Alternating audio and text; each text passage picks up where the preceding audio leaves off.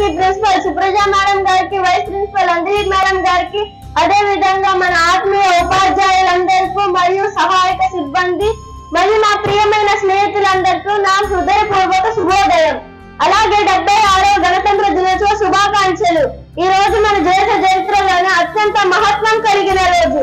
జనవరి 26, 1950 మన దేశ గణతంత్ర దినోత్సవ రాజ్యాంగం ప్రకటించబడింది.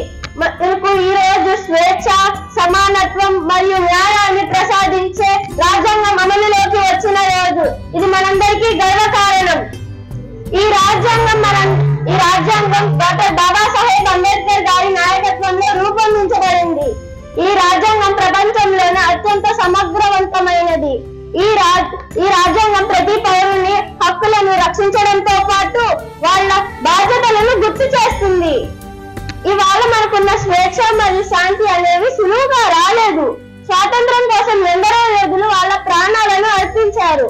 మహాత్మా గాంధీ, భగత్ సింగ్, సుభాష్ చంద్రబోస్, సర్దార్ వల్లభాయ్ పటేల్ వంటి మహనీయులు వాళ్ళ ప్రాణాలను అర్పించారు. వీళ్ళని మనం ఎల్లప్పుడూ గుర్తుంచుకోవాలి.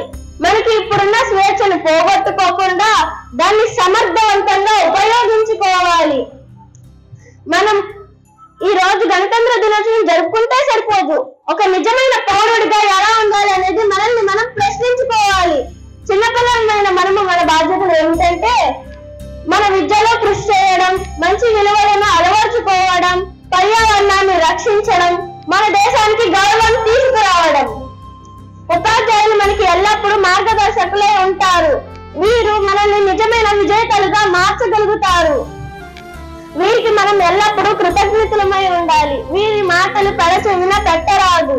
ఈ గణతంత్ర దినోత్సవం మనందరికీ ఒక కొత్త ఆలోచనలు ఇచ్చే రోజు అవ్వాలి. స్వాతంత్ర యోధులు మనకి స్వేచ్ఛనిచ్చారనే మాట నిజమే, కానీ అది గతం. ఇప్పుడు మన భావితకు మనం ఏమి ఇవ్వగలం అనేది మన ముందున్న నిజం. మన దేశం మనకి ఇచ్చిన దానికి మనం ప్రతిఫలంగా ఇచ్చే రోజు ఖచ్చితంగా ఒకటి రావాలి. అందుకు మనం అందరం కలిసికట్టుగా ఒక నిర్ణయం తీసుకుందాం. మనం మన దేశ అభివృద్ధికి ఉపయోగపడేటట్లు ఉండాలి అనేది నా ఆలోచన. చివరిగా ఒక మాట చెప్పదలుచుకున్నా. దేశం మనదే కాబట్టి మన దేశం మనల్ని చూసి గర్వపడేటట్లు ఎదగాలి. మన దేశం అభివృద్ధి చెందుతున్న దేశం అనే మాటను మార్చి అభివృద్ధి చెందిన దేశంగా దాన్ని మనం మార్చాలి. అందుకు మన ముందడుగు తప్పక అవసరం. దీనికి నేను సిద్ధమే. మీరందరూ సిద్ధమేనా? జై భారతదేశం, జై మాతృభూమి, జై హింద్.